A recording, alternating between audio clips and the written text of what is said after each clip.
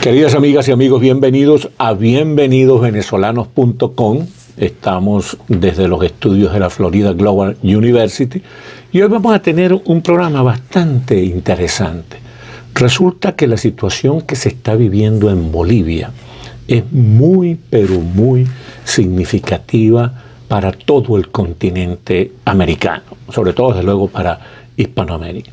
Los bolivianos nos han dado una gran lección. El pueblo boliviano logró zafarse de una dictadura, de una narcodictadura, con la gente en la calle. El gran protagonista de la salida del dictador Evo Morales fue el pueblo boliviano. Eso es un ejemplo, un paradigma a seguir, un modelo a seguir en todos los países que, como Venezuela, Nicaragua, Cuba, seguimos teniendo problemas con las narcodictaduras.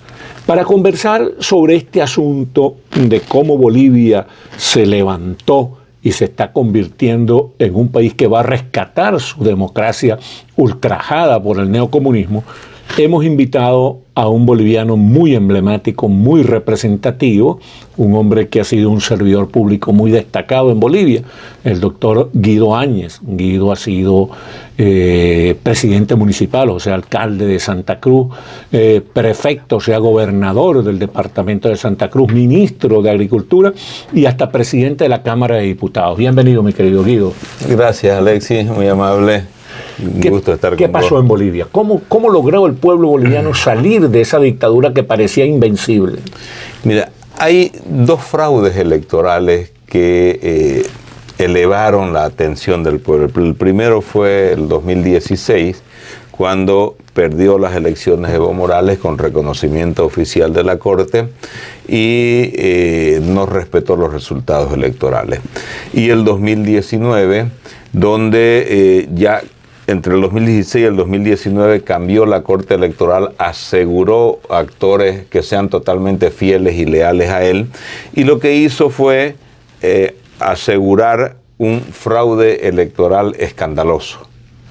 Fue tan escandaloso que la OEA, la primera noche que ya vio las elecciones, hizo un comunicado diciendo: aquí se necesita una segunda vuelta. Lógico que rechazaron la segunda vuelta ellos, porque sabían perfectamente que no llegaban los votos suficientes para una segunda vuelta.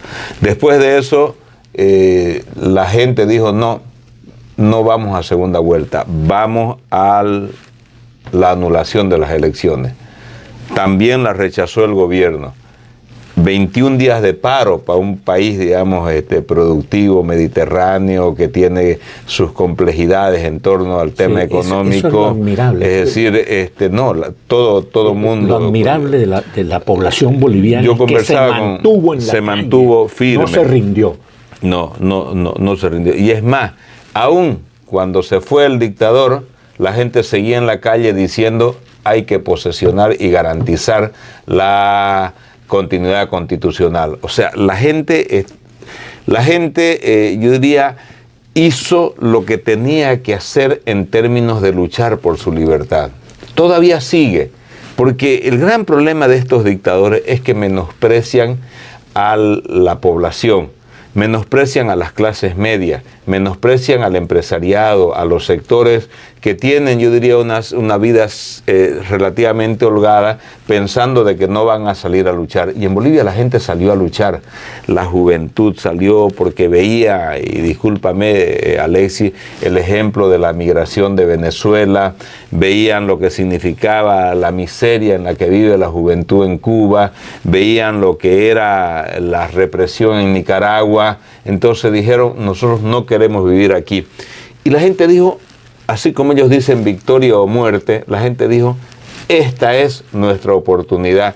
Y estuvieron 21 días. Te voy a poner el ejemplo de mi madre, amaneciéndose bloqueando, porque a su grupo de mujeres le tocaba el turno en la noche. En el día cocinaban para llevarle a los chicos en la rotonda. La gente, los artistas cantando en la rotonda, es decir, todo el mundo haciendo una cosa u otra. Sí, fue una movilización movilización, pero es decir, de todos lados, o sea, no hubo gente que no se mueva, no Ahora, hubo esa gente que no se mueva. movilización acabó con el dictador, obligó a las Fuerzas Armadas y a la policía a no reprimir al pueblo, a pedirle la renuncia al dictador y a favorecer una transición hacia la democracia. Entonces apareció, quiero que me hables de eso. ¿Cómo apareció? ¿Quién es ella? La señora Yanine Núñez, porque ahora resulta que... Áñez, perdón, la señora Yanine Áñez, que frente al mundo ha causado una extraordinaria impresión porque es una mujer recia y prudente. ¿Sí? A ver, la sucesión constitucional en Bolivia es presidente, renuncia el presidente, viene el vicepresidente, después del vicepresidente viene el presidente del Senado y después viene el presidente de la Cámara de Diputados. Ese es el orden constitucional. Renunció Evo Morales, renunció el vicepresidente, renunció la presidenta del Senado y renunció el presidente de la Cámara de Diputados. Entonces, en la línea de sucesión, quedaba la señora Yanine Áñez, que era vicepresidenta de la Cámara de Senadores. Ajá. Entonces, ¿qué es lo que pasa? Hay dos cosas aquí que se dan. Si Evo Morales se quedaba en Bolivia, el Congreso debía aprobar o rechazar su renuncia. Claro. Si él se sale de Bolivia, ya es otra figura jurídica, ya no es renuncia, es abandono del cargo. Y al haber abandonado el cargo, entonces asume automáticamente, por un tema de seguimiento administrativo, asume a quien le corresponde constitucionalmente. Y le correspondía a la señora Yanine Áñez. Entonces son los golpes de suerte que se dan en la vida. Y que al principio hubo un poquito de temor porque la señora era un poco desconocida, pero la verdad que la señora ha sido una gran revelación. Bueno, lo que se demuestra que hay que darle la oportunidad muchas veces a la gente. Sí, para que demuestren su talento. Ella no era una persona, digamos, destacada, habían otros senadores destacados, nunca fue una desconocida, pero sí, ahora ha demostrado una templanza, ha demostrado una capacidad de concertación y de firmeza, cosas que es bien difícil mezclar, digamos, sí.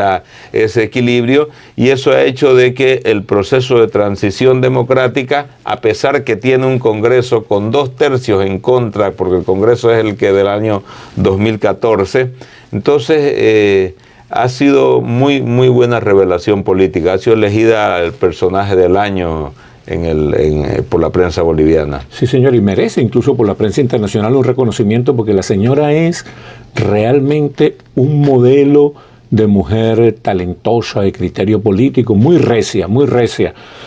Se quiebra esa idea falsa de la debilidad femenina. La mujer tiene guáramo. Sí, sí, pero es más, la presidenta de la Corte Suprema es mujer. Sí, señor. La presidenta del Legislativo es mujer y la presidenta del país es mujer. O sea, hay 3 mujeres que están en este momento. O sea, que en eso Bolivia también está a la vanguardia. Ya regresamos a seguir conversando con Guido Áñez sobre esta interesantísima, compleja y prometedora situación boliviana.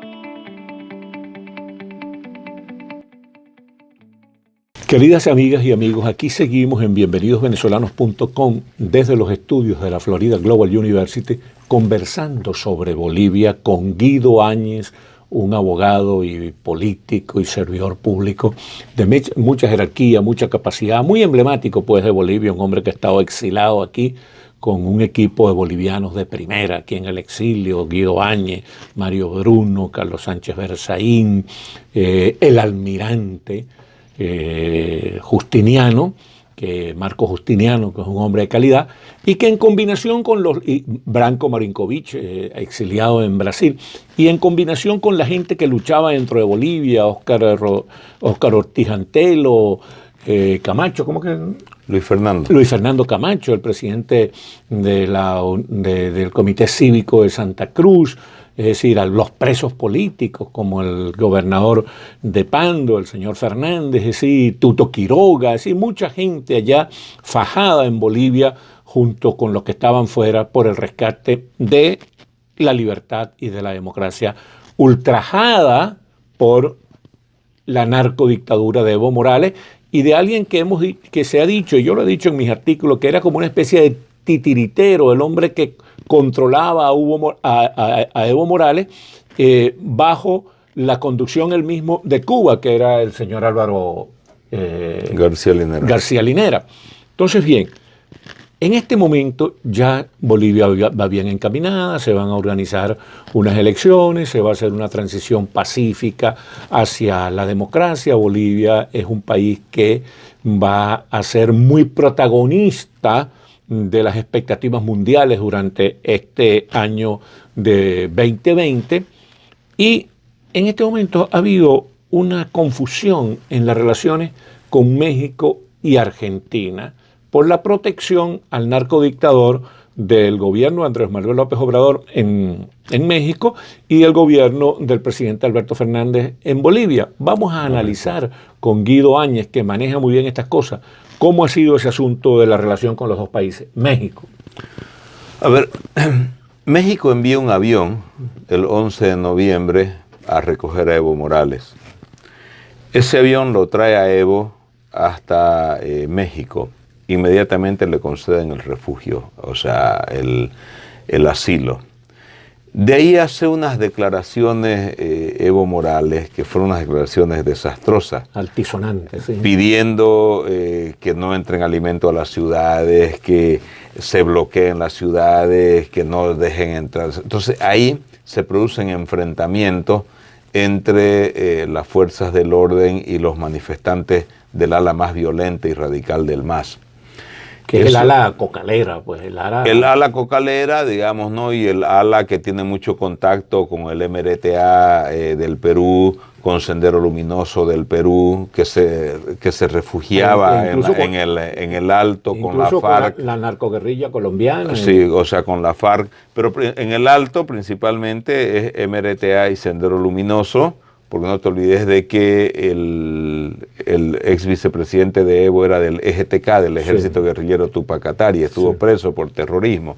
Y en el Chapare funciona la narcoguerrilla entonces, es decir, estos dos núcleos fueron los dos núcleos de resistencia más fuerte y violenta que tuvo el gobierno de Yanine Áñez. Lo mismo que pasó en el 2003. En ambos sitios fueron la resistencia más violenta. Evo consigue el refugio en México, utiliza México como un lugar para poder conspirar, ¿no? Y ahí Andrés Manuel López Obrador tuvo una... Eso irritó muchísimo la opinión pública mexicana, sí, tuvo una actuación, al partido de oposición, a los medios de comunicación social. A la ciudadanía mexicana. ¿Por qué? Porque México siempre fue un país respetado en América Latina por la doctrina Estrada, por su política internacional de no intervención. Entonces se echó por la borda todo eso. Quisieron ellos abusar de un país pequeño como es Bolivia, pero un país muy digno y que se hace respetar. Evo empieza a incomodar al establishment, digamos, de México. Entonces va a Cuba y espera en Cuba que se posesione Alberto Fernández en la Argentina y va a la Argentina. Acaba de hacer unas declaraciones. Pero vamos, antes de pasar a revisar la cuestión argentina, hay un episodio que es necesario que tú se lo expliques a la gente, que es la pretensión de funcionarios del gobierno español de rescatar a unos narcodelincuentes del gobierno de Evo Morales refugiados en la Embajada de México. Entonces hubo una especie de colusión allí entre el gobierno mexicano y el gobierno español para rescatar a estos.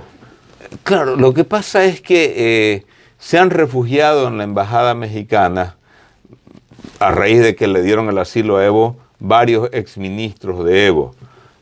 El ala dura del gobierno de Evo, o sea, Juan Ramón Quintana, Héctor Arce Saconeta, la gente más dura. Hay un miembro de la Corte Electoral también ahí que están acusados de fraude porque los otros ya están detenidos.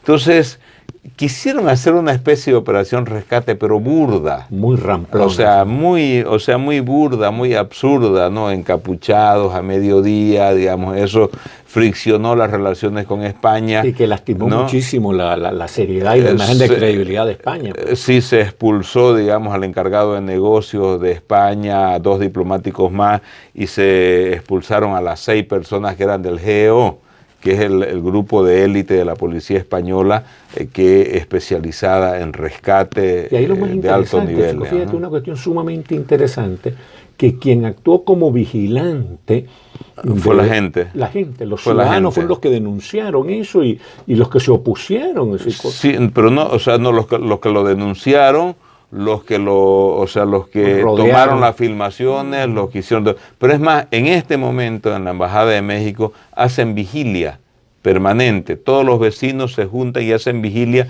para evitar que se puedan escapar los malandros estos, todos los ministros que están asilados. Entonces, eso fue el 31 de diciembre. Hoy se ha restablecido, se ha normalizado la situación con España. España actuó muy profesionalmente porque ellos dijeron, retiraron su gente. Pero todavía le den una explicación al mundo, los españoles.